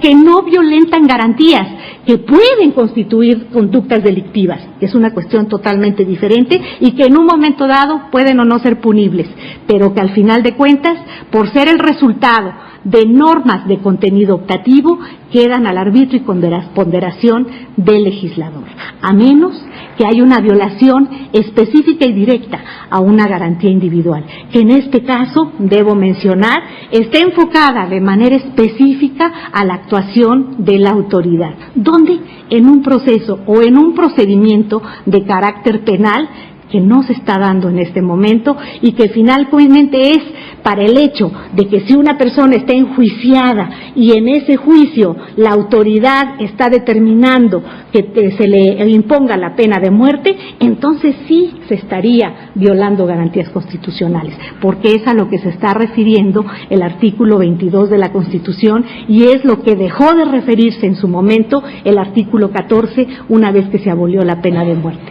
Y en el artículo primero yo lo que diría además es que este artículo tiene que estar referenciado en esta parte relacionada precisamente con el respeto irrestricto a las garantías constitucionales con algún otro de estos artículos que en un momento dado no están referidos a los particulares, están referidos a las actuaciones de las autoridades. Por estas razones, señor presidente, señoras, señores ministros, yo me manifiesto en contra del proyecto del señor ministro Sergio Salvador Aguirre Anguiano y me aparto por completo de las razones que se han dado en este momento y simplemente manifiesto que en mi opinión no es un problema de constitucionalidad el que estamos juzgando. Gracias, señor presidente. Señores ministros, con la intervención que me corresponde hacer, culminará esta primera ronda de la discusión tan importante que llevamos. Comienzo por reconocer que a pesar de que la inclinación mayoritaria parece ir en contra del proyecto, la buena confección que hizo el ponente ha permitido llevar ordenadamente y creo que con éxito hasta el momento la discusión de un tema tan álgido, tan polémico, que tantas divisiones de opinión genera.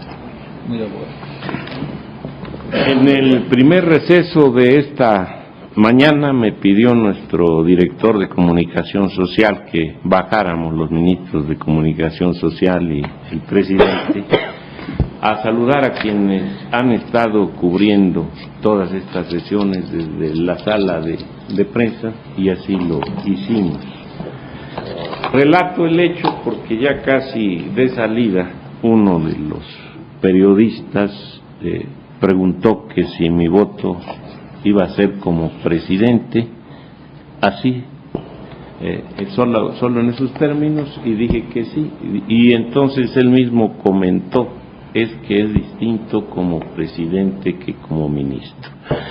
No hice allí ninguna declaración, preferí traerla a esta sesión para público conocimiento. No existe ninguna diferencia entre el voto del presidente y el que corresponde a todos y cada uno de los señores ministros. Somos pares en la responsabilidad jurisdiccional de emitir un voto a cada asunto que es sometido a nuestra consideración.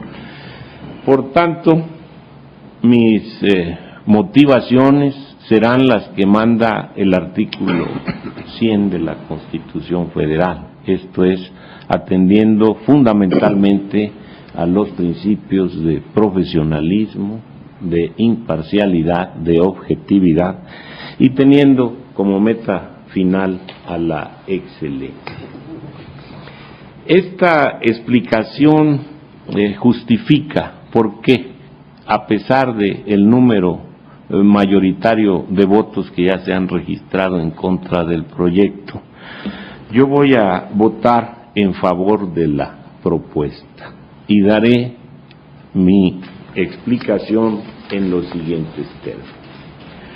El considerando que discutimos propone tres grandes temas: si la Constitución protege la vida, si la protege desde que se inicia hasta que se concluye, y si la protege de manera absoluta. Las dos primeras preguntas, mejor dicho, la primera, la Constitución protege a la vida, creo que ha sido respondida unánimemente por todos los que hemos participado en la discusión. Ya no se da esta unanimidad en el sentido de si se protege desde el inicio de la vida o en qué momento preciso surge la protección. Sobre este tema yo creo que hay disposición expresa en nuestra Carta Magna que tutela la vida como un valor, como un derecho universal de la humanidad y particularmente de la nación mexicana, desde el momento en que un nuevo ser humano es concebido y hay gestación. Esta disposición está contenida en el artículo 123 de la Constitución. Hay referencia al tema en tres distintas fracciones, en la quinta, en la 11 y en la 15. Las dos primeras ciertamente hacen una referencia muy clara a la salud de la madre y solo por vía de consecuencia viene la protección indirecta a la salud del producto de la concepción. Pero la fracción 15 expresa en el sentido de proteger la vida y la salud del producto de la concepción. Leo: el patrón está obligado a observar, de acuerdo con la naturaleza de su negociación, los preceptos legales sobre higiene, seguridad en las instalaciones de su establecimiento y a adoptar las medidas adecuadas para prevenir accidentes en el uso de las máquinas, instrumentos y materiales de trabajo, así como a organizar de tal manera que resulte la mayor garantía para la salud y la vida de los trabajadores y del producto de la concepción, cuando se trate de mujeres embarazadas. Hay mención constitucional expresa conforme a la cual los patrones tienen un deber de cuidado para que en sus centros de trabajo no se ponga en riesgo la vida ni la salud del producto de la concepción. Nos ilustraba el señor ministro Gudiño Pelayo cómo una constitución garantista como la nuestra recoge valores, recoge derechos fundamentales de los seres humanos preexistentes a la norma constitucional, les da cierta protección o tutela y al hacerlo establece normas expresas, pero también establece principios y reglas. creo que el deber de cuidado que la Constitución señala para los patrones, la obligación de preservar de riesgo a la salud o a la vida del producto de la concepción, por mayoría de razón, debe ser desarrollado por el Estado. Y existe esta preocupación real del Estado mexicano y hay una serie de disposiciones legales secundarias y de acciones protectivas de la salud que tienen toda esta específica finalidad, como ha salido a relucir con motivo de las diversas intervenciones de los señores ministros. En mi convicción personal no hay duda, pues, de que el derecho a la vida está protegido por nuestra Constitución desde el momento de la concepción. La otra afirmación del proyecto que no comparto es que la protección constitucional a la vida es absoluta. Yo creo que tiene sus matices. Habló el señor ministro Franco de la legítima defensa, expresamente señalada en el artículo 10 de la Constitución. Conocemos las eximentes de responsabilidad por minoría de edad, por una serie de circunstancias que permiten que algunas personas puedan privar a otra de la vida sin responsabilidad penal.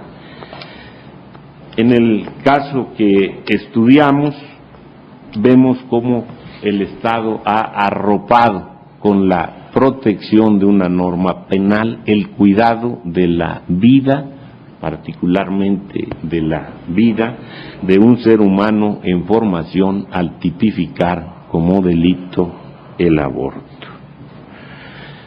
Se dice que no hay obligación del Estado para legislar penalmente y proteger todas las conductas que tienen tutela constitucional o todos los valores que tienen tutela constitucional. Yo concuerdo con esta afirmación.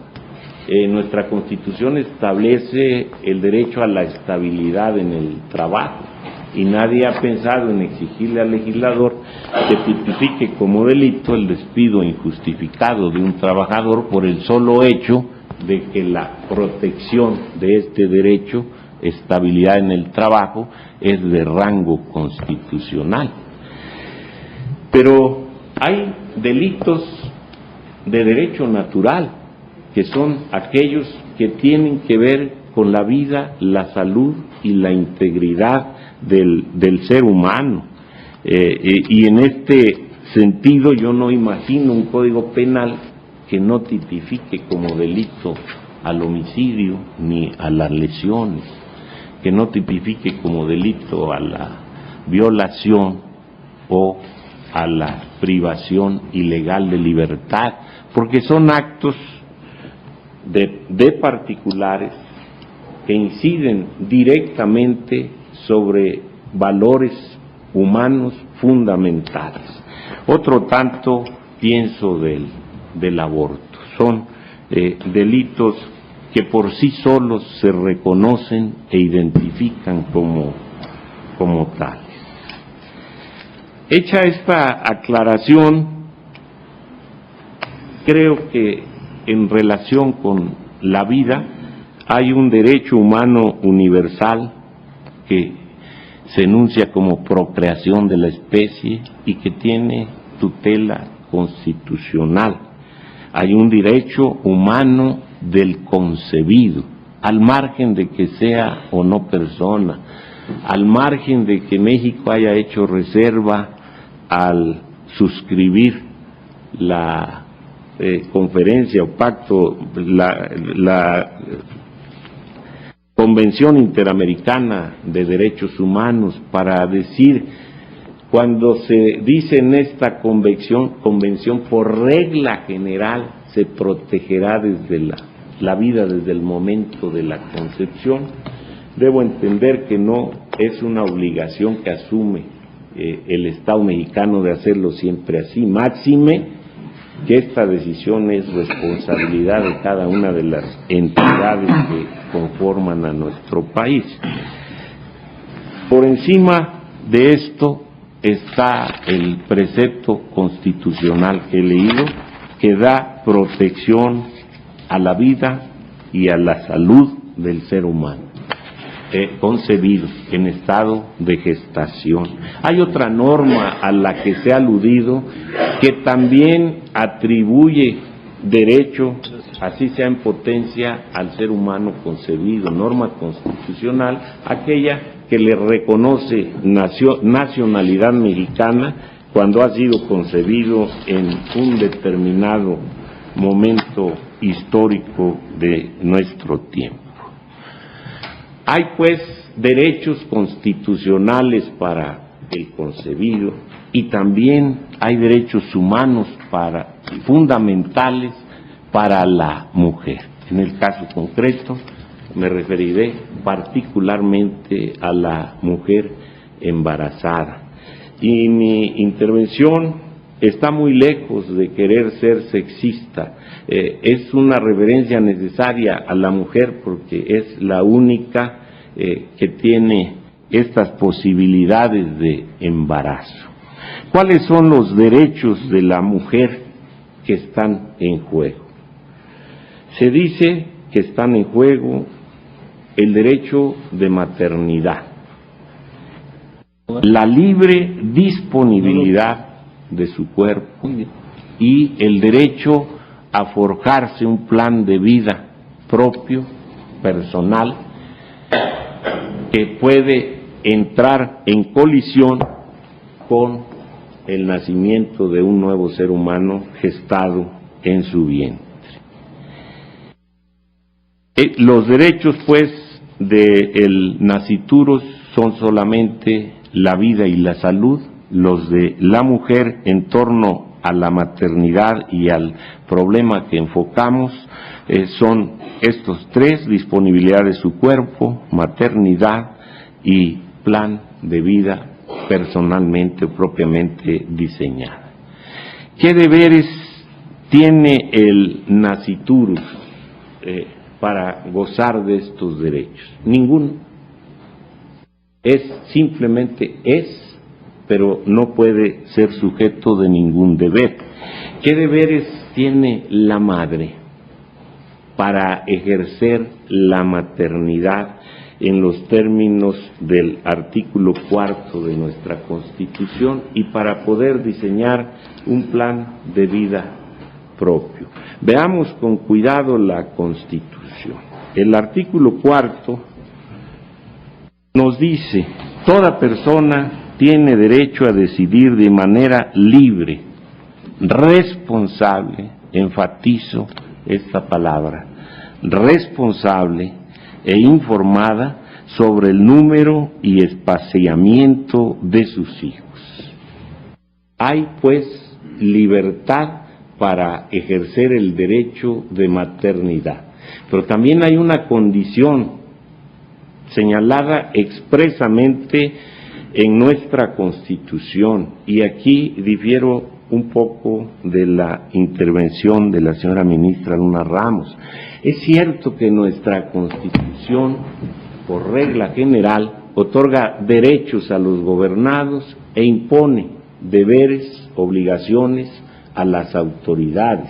Este es el esquema garantista de nuestra Constitución, pero también, excepcionalmente, la Constitución se ocupa directamente de establecer deberes para los gobernados.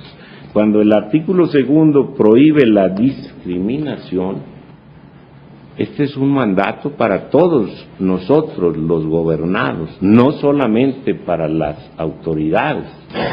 Cuando nuestra Constitución prohíbe y dice ninguna persona podrá hacerse justicia por sí misma, impone un deber social a los gobernados, no a la autoridad. A la autoridad le impone la obligación de mantener tribunales expeditos para prestar la administración de justicia como justa correspondencia a la prohibición generalizada de que las personas nos hagamos justicia de propia mano. Hay otro precepto, el 28, que prohíbe la realización de prácticas monopólicas y también está dirigido como un deber a los gobernados, y yo encuentro aquí en el artículo 4 constitucional un deber de responsabilidad. Inclusive esta garantía del artículo 4 constitucional se llamó de la paternidad responsable. Para ser más precisos en el caso, podemos hablar de maternidad responsable. ¿Y esto qué significa? Significa para mí que no puede haber ninguna imposición de embarazos a las mujeres que libremente, con su consentimiento, mantienen y aceptan tener relaciones sexuales de las cuales puede derivar un embarazo. La imposición de un embarazo no deseado está prevista en las leyes y está sancionada cuando la violación produce este resultado de embarazo. Está la excusa absolutoria para la mujer y la sanción para aquel que sin la voluntad de la mujer determinó este embarazo. La primera sala de la Suprema Corte de Justicia de la Nación ha sustentado la tesis firme de que inclusive en el seno del matrimonio se puede dar el delito de violación, lo cual preserva la libertad sexual de la mujer casada y, desde luego, la condición que para ejercer la sexualidad se haga con responsabilidad, como lo manda la Constitución. La Ley General de Salud, en el artículo 466, dice: al que sin consentimiento de una mujer, o aún con su consentimiento, si ésta fuere menor o incapaz, realice en ella inseminación artificial, se le aplicará prisión de 1 a 3 años si no se produce el embarazo como resultado de la inseminación. Si resulta el embarazo, se impondrá prisión de 2 a 8 años. Esta misma sanción a quien impone un embarazo la registra el artículo 150 del Código Penal del Distrito Federal: a quien sin consentimiento de una mujer mayor de 18 años, o aún con el consentimiento de una menor de edad o incapaz para comprender el significado del hecho, para resistirlo, realice en ella inseminación artificial, se le impondrán de 3 a 7 años de prisión.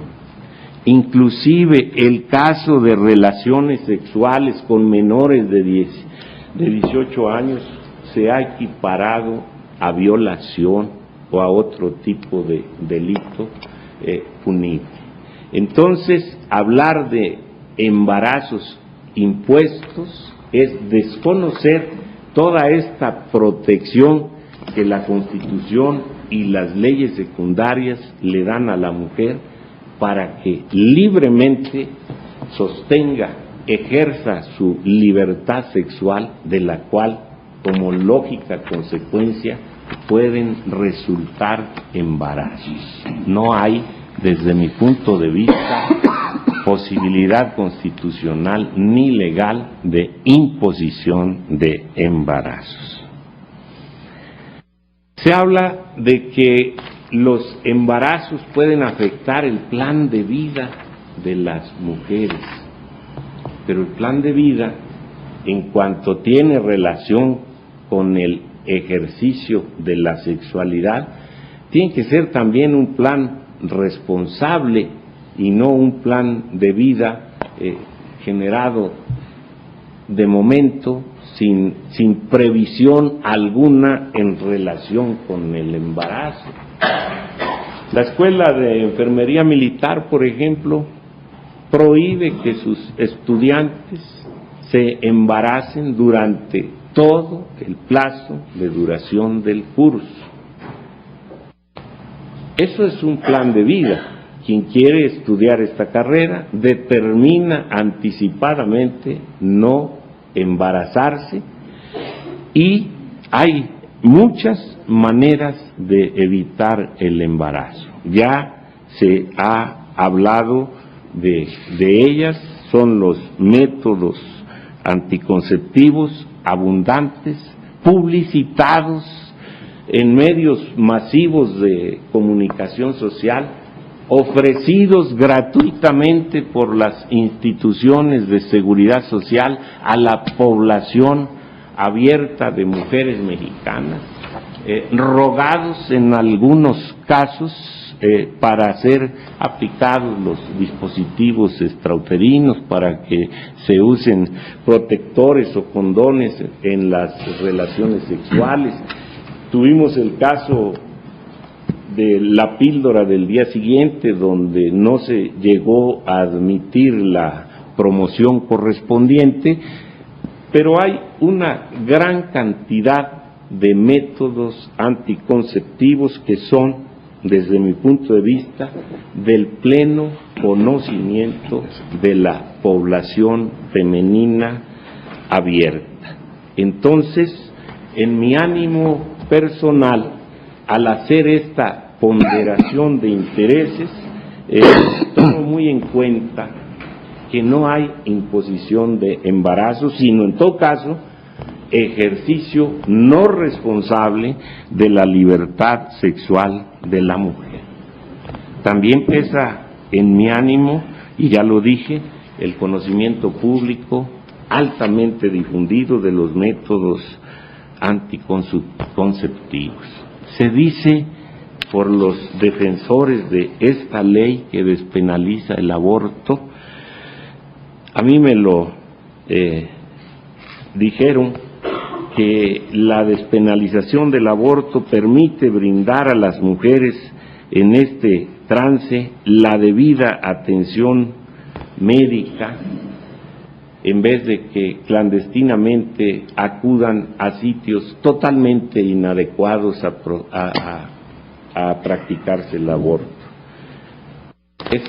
Es relativamente cierto esto, pero y al producto de la concepción, que también tiene derecho a la vida, ¿qué se le brinda con esta disposición que permite interrumpir el embarazo? Creo que la despenalización del aborto no contribuye mayormente a la solución del grave problema social que tenemos en México. Algunos de los defensores de la ley me han dicho en los tiempos en que los recibí, nosotros no quisiéramos así en subjuntivo, hipotético, no quisiéramos que haya abortos, pero son indispensables. Quienes pensamos lo contrario, lo decimos de modo indicativo.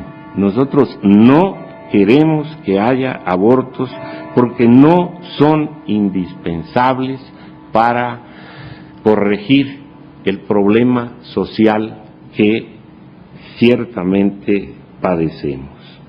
He dicho que las mujeres tienen a su alcance otros medios efectivos para evitar los embarazos no deseados. La ley impugnada, como todas las leyes que permiten el aborto, alienta la práctica rutinaria de abortos. Esto es contrario a nuestro natural instinto de reproducción, de nuestro natural instinto de reproducción de la especie. La sociedad mexicana acepta cada vez con mayor naturalidad, se dice, que el aborto es un método conveniente. No sé qué tan cierta sea la noticia, me reportan en este momento en nuestro micrositio que el 87% de las opiniones subidas al micrositio se pronuncian por la inconstitucionalidad de la ley. Ya lo dijo el señor ministro Aguirre Anguiano desde la presentación de su asunto. No es esto para la Suprema Corte un tema de estadísticas, ni vamos a hacer caso fundamental de estos datos, sino del problema jurídico planteado. Pero como se hacen afirmaciones en un sentido, también considero conveniente hacerlas en el otro sentido. Se dice que es indispensable el aborto mientras no superemos las situaciones de pobreza, marginación e ignorancia de las mujeres mexicanas, porque al padecer estos tres gravísimos estigmas se embarazan inconscientemente y tienen necesidad de acudir al aborto. No sé qué tan verdadero sea esto, ni cuán definitivo pueda ser para la toma de la decisión correspondiente. Hay otras culturas llamadas del primer mundo que no tienen el problema de la pobreza ingente, ni de la ignorancia supina, ni de la marginación, que aquí se esgrime como causa eficiente de los embarazos no deseados.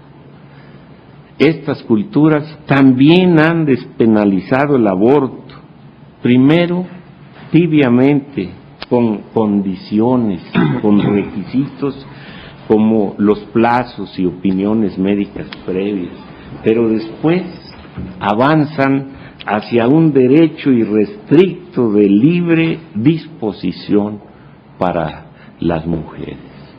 He visto documentos cinematográficos en los que jueces de otros países donde no hay ignorancia, ni marginación, ni pobreza en la mujer, autorizan el aborto a los 8 meses o más, bajo el argumento fundamental que el ser humano no nacido no tiene ningún derecho. Desconozco si las constituciones de allá digan lo que dice la nuestra, que sí da esta protección expresa a la vida y a la salud del ser humano. Como quiera que sea, hago notar que la ley penal para el Distrito Federal se emite para la población urbana mejor informada de la República Mexicana.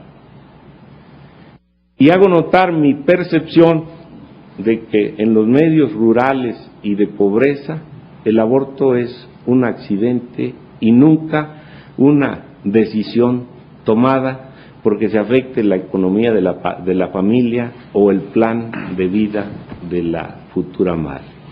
El embarazo se acepta por regla general como un acto humano de consecuencias naturales respecto del cual se admite el curso consecuente hasta el nacimiento del nuevo ser humano. Por todas estas razones, mi balance personal en el juego de los dos derechos en pugna, una madre que tiene libre disposición de su cuerpo, que tiene derecho a ejercer una maternidad responsable, a trazarse un plan de vida responsable, y un ser humano concebido que no tiene más derechos que el de la vida y la salud, lo debo analizar bajo el principio de tratar de manera desigual a los desiguales y también bajo el principio de los efectos que produce la afectación a uno o a otros derechos. A la mujer que no se le permite abortar despenalizadamente, sino con una leve sanción que es actualmente en el Distrito Federal de 3 a 6 meses de prisión, si continúa con su embarazo y da luz, ciertamente va a tener repercusiones en lo económico, en su plan de vida, tal vez en su salud. Son muchas las que no tienen mayores problemas de salud, según lo revela el número creciente de nuestra población, y qué bueno que así sea. En cambio, la afectación al derecho del concebido es radical, es absoluta, es la pérdida total de su derecho a la vida. En un caso es menoscabo de 2 o 3 precisos derechos de un marco jurídico mucho más grande que tiene en protección como persona humana. En otro caso es definitorio, extintivo de los 2 escasos derechos que nuestra Constitución le reconoce al ser humano en gestación. Concluyo pues mi intervención en los siguientes términos. La libertad no se puede anteponer a la vida, ya que esta es la condición necesaria para la existencia de todos los derechos del ser humano, incluida la libertad. Si bien la Constitución mexicana protege el derecho a la vida, esto se debe a que el constituyente originario, al igual que el poder reformador de la Constitución, han entendido a la vida no como un derecho que el Estado otorga, sino como una condición para la existencia de los derechos de las personas, por lo que la libertad de la madre no puede primar sobre la vida de su hijo en gestación. Segundo, la interrupción del embarazo antes de las 12 semanas de gestación se traduce en discriminación hacia el embrión que se encuentra en la etapa y en la supresión de sus derechos fundamentales. El embrión en etapa de gestación, en la que todos nosotros estuvimos, es un individuo, no en potencia, porque no es medio humano, sino un ser humano en una etapa de desarrollo y crecimiento muy temprano. Su información genética permanecerá inmutable durante su gestación, nacimiento, niñez, juventud, vejez y muerte. En otras palabras, un embrión de 12 semanas, uno de 24 o uno de 36 o un bebé de 1 año se diferencian de la misma forma que una persona de 12 años, una de 24, una de 36 y una de 70. Su distinción radica únicamente en su etapa de desarrollo y no en su naturaleza. 3. El derecho a la vida está protegido por la Constitución expresamente, y no así el derecho de la mujer para decidir unilateralmente sobre su cuerpo. Ya leí la fracción 15 del artículo 123 de la Constitución. 4. La decisión unilateral de la mujer se traduce en desigualdad hacia el padre del ser humano en gestación. La igualdad del hombre y la mujer, así como el derecho de ambos para decidir sobre el número de hijos que deseen tener, se encuentra expresamente establecidos en el artículo 4, párrafos 1 y 2 de la Constitución. Desde esta perspectiva, permitir a la madre unilateralmente decidir sobre la vida del hijo en proceso de gestación se traduce en una violación a los derechos constitucionales del padre y lo priva de la oportunidad de proteger al individuo de cuya concepción formó parte. A diferencia de lo anterior, no existe disposición constitucional que expresamente reconozca la libertad de la mujer para decidir sobre su cuerpo. No desconozco la existencia de este derecho, pero no tiene rango constitucional entre nosotros. 5. Las consecuencias de privar a la mujer de la oportunidad de decidir son remediables. no así las derivadas de privar de la vida a un individuo en gestación. El daño causado al individuo no deseado que nace y a su madre se traduce en un entorno social y económico adverso. Genera nuevas obligaciones que en ocasiones no son enfrentadas con responsabilidad. No obstante, ese daño y las consecuencias que le acompañan, por graves que éstas sean, serán siempre reparables. La interrupción de una vida en gestación no tiene reparación. Por estas razones, mi voto está en favor de la propuesta del señor ministro, don Sergio Salvador Aguirre Anguiano. Y como estimo que no daría tiempo a que el señor ministro Aguirre Anguiano produzca su participación y su posición final respecto del proyecto suyo que se ha discutido, levantaré la sesión pública de esta tarde y convoco a los señores ministros para la que tendrá lugar el día de mañana a las 10:30 de la mañana.